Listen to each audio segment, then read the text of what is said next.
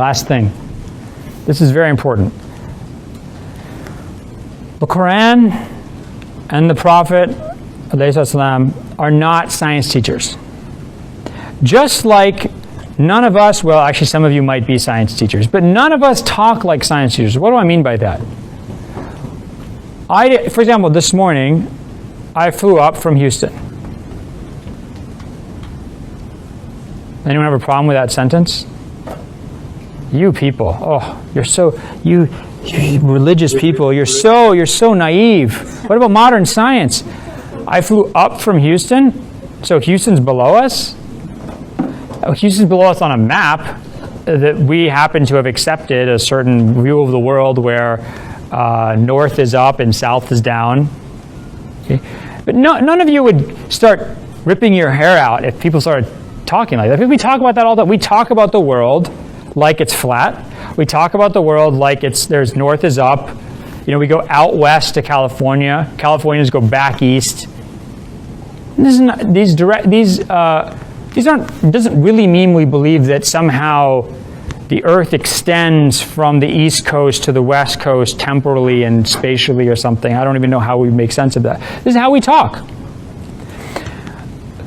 The Quran addresses us in the language of human beings. The Prophet speaks like a normal person speaks. If he were to speak in a scientifically accurate way, people would think he's a complete weirdo.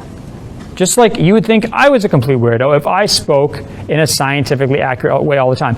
By the way, remember, science is always changing.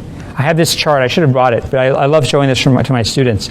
It has a chart of all the different, different foods that cause cancer. And then it shows on one side all the studies that say that food causes cancer. On the other side, all the studies that say that food does not cause cancer. And if you look at the chart, there's no, everything either does or does not cause, either causes cancer or prevents cancer. So science is not something you want to put a lot of your eggs in, specific scientific conclusions. Overall, for example, cleanliness is important. Germs carry disease. These things we're not going to, are established facts. But things like exactly how is the universe shaped? Does this, a lot of times I remember reading them when I first started reading the Quran, reading it, and the Quran talks about the sun and the moon each run for a certain course. The way it's translated in English, actually, is they run a certain course. And I remember thinking, oh my God, this is inaccurate. The sun doesn't move. But actually, in the Arabic, it doesn't mean, it's not course, it's actually for a period of time. Ajal is a time barrier. So, actually that is true scientifically because the sun at a certain point is going to die out or have a supernova or something like that. Hopefully I won't be around. And then I saw something else on my Facebook, someone posted, that the sun actually is moving. The sun's actually moving around and all the other planets are moving. It's actually a really cool graphic. I don't know if any of you saw this, but the sun's shooting through space and all the planets are kind of following behind it in these different orbits. So actually, I shouldn't have been upset because the sun is moving on an appointed course. So if you start saying, I need my scripture to always accord with the latest scientific theory, not only are you not going to be satisfied, you're also unnecessarily putting your heart through the ringer. Because that's not how people talk. That's not how language works. We don't talk to each other in that way, and God doesn't address us in that way. Finally, if you want to have a message that is going to resonate with people in all different places and times, the last thing you should do is ground it in the scientific theory of that day. If the Quran said, verily, the universe it began at a certain point called the Big Bang, and there were gravitational waves, and it's expanding, but at a certain point it's going to contract, and the sun doesn't look like it's moving, but it's actually moving. You're moving around it, and all these other things, and there's comets. I mean, imagine a Bedouin would just, or Arab Bedouin would just say, what the heck is this? This is lunacy.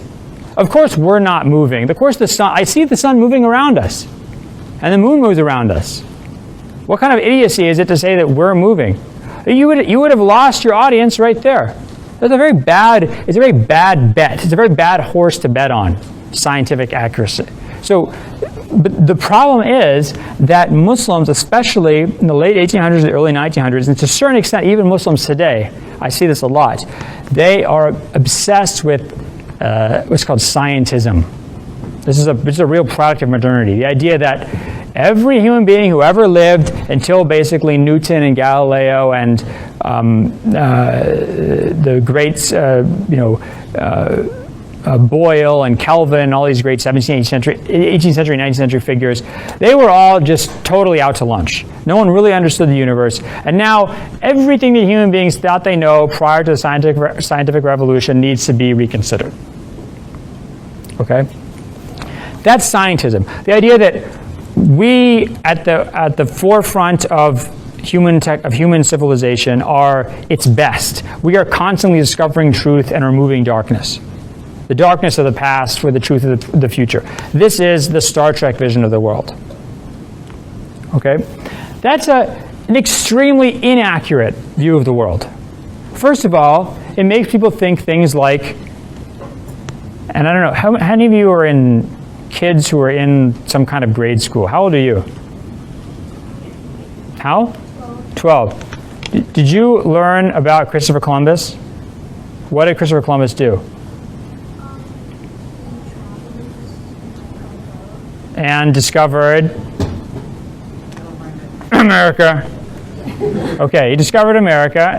They still teach this? I'm really curious. Kids, tell me.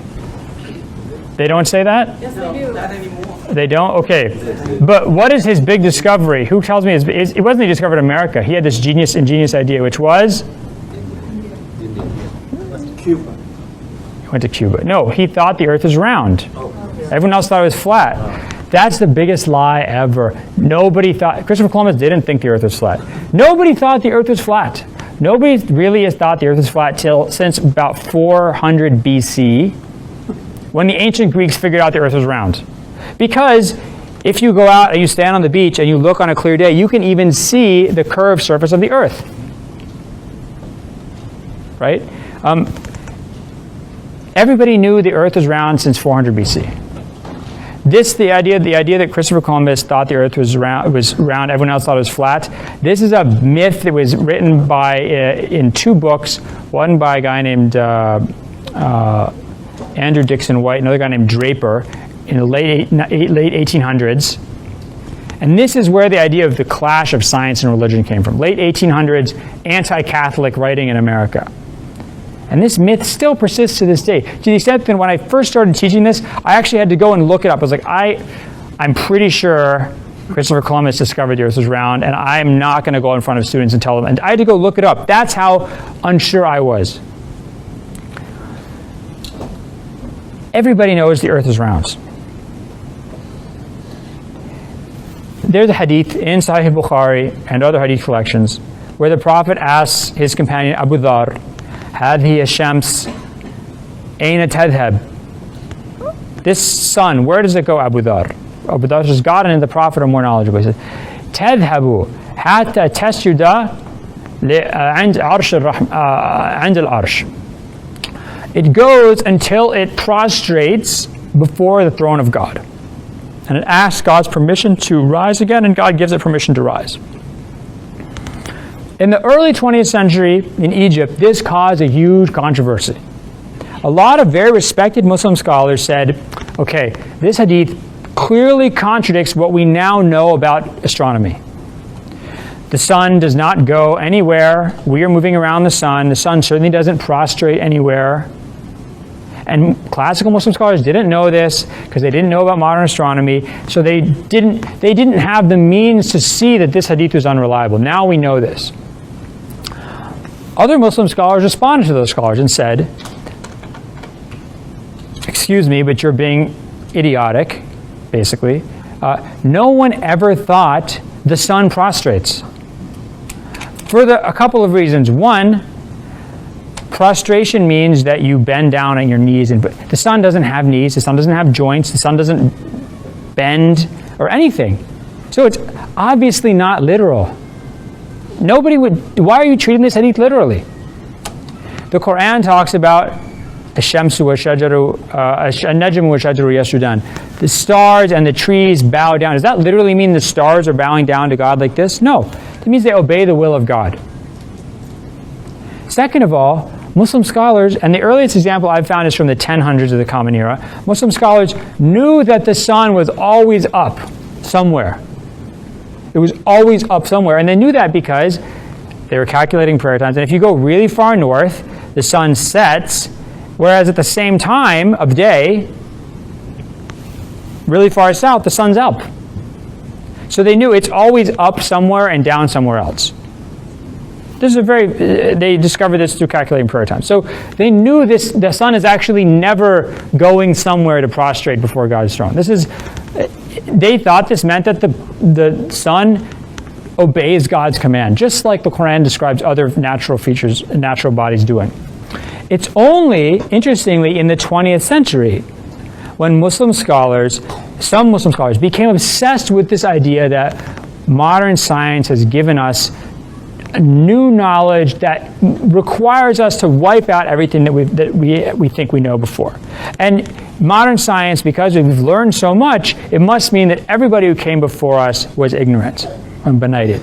This is a very, very arrogant view of the world. It's a very arrogant view of the world. And it's the type of thing that makes people put all their eggs in the basket of the latest scientific study about what causes cancer or what doesn't, and not have a sense of proportion and perspective to know that these studies are frequently disproven, and that you have to wait a long time to determine scientific consensus, and even then that consensus might be found wanting. Okay, that's it.